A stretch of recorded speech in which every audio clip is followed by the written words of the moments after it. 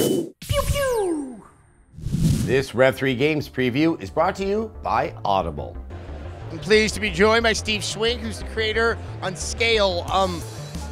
This game, it's a technical marvel in many ways. I mean, you're just allowing. I mean, that is not. It seems simple, I think, to someone who just consumes games, but trying to just make things get bigger and smaller and have that become integral to gameplay is you don't see that in many games. I think it's for good reason. It's a nightmare, yeah. But I found it to be really worth it. We're calling it a first-person reality manipulation game, and so we have this sort of unique resizing mechanic. And a lot of times when you have an experimental mechanic like that, you would say, oh, I'll just kind of do the Portal thing, and I'll make a linear series of levels, and I'll show you how clever I am as a game designer. All right. But this game didn't want that, right? This game wanted to have a more open, explory kind of a feel. So I've taken some inspiration from like Banjo-Kazooie and Mario 64. So you have this hub world, and then you unlock levels by getting these elementary particles. It fits in with the narrative of the game. You play as Penny, who is a physicist, and she's invented this scale device in order to probe the ultimate nature of matter. So she wants to make elementary particles large enough to be seen by the naked eye. So she invents this device to scale things, and things don't go as planned, and her sort of ambition outstrips her moral compass, and she destroys the entire East Coast. And so she starts the game in prison, convicted of 1 million cases of depraved heart murder, and they take away her cat and imprison her in this sort of ironic prison because they use her scale device to shrink down prisons and prisoners and solve the prison overcrowding problem that way. So that's how the game begins. Man, how is that element of the story being told? Because I sat down to play it, and while I knew there was something funky and there was a hub world and everything, that's a wonderful conceit to be able to drive the game. Yeah. I don't want to reveal too much of the narrative, but in the far future where this game takes place in like 2055, the way that they re-educate prisoners is through Silurian brain parasite. So she has this thing kind of stuck on the back of her head, and it talks to her, but it talks to her in her own voice, but she sort of has an interior monologue as well. We have the voice actress from Gone Home voicing the game, so it's going to be good. That's very good talent. Have you read Lesson is Learned, but the Damage is Irreversible? It's a webcomic by Dale Baran and David Hellman, who did the art for Braid. It's my favorite webcomic. It's the most sublime metaphysical absurdism. I love it. Anyway, he's writing the story for Scale, and I'm really excited about it. It's really awesome. So what came first?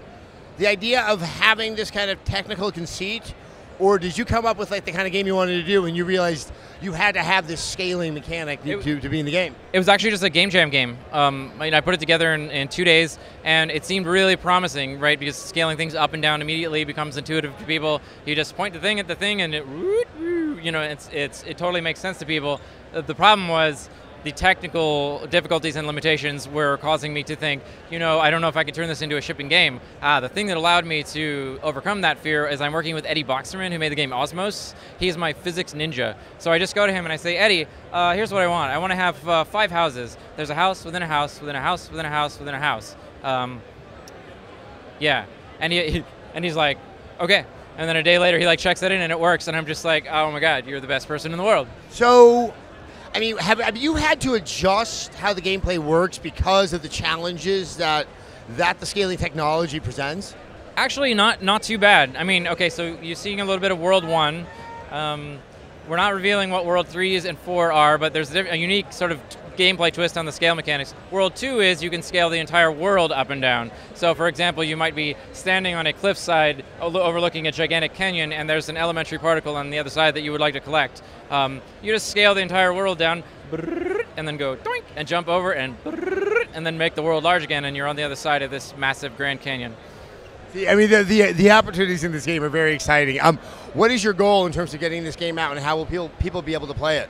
In about a month, you will be able to play some kind of demo thing, because I need to do a Kickstarter or pre-orders or find some source of funding, because my savings are shrinking over time as I develop the game.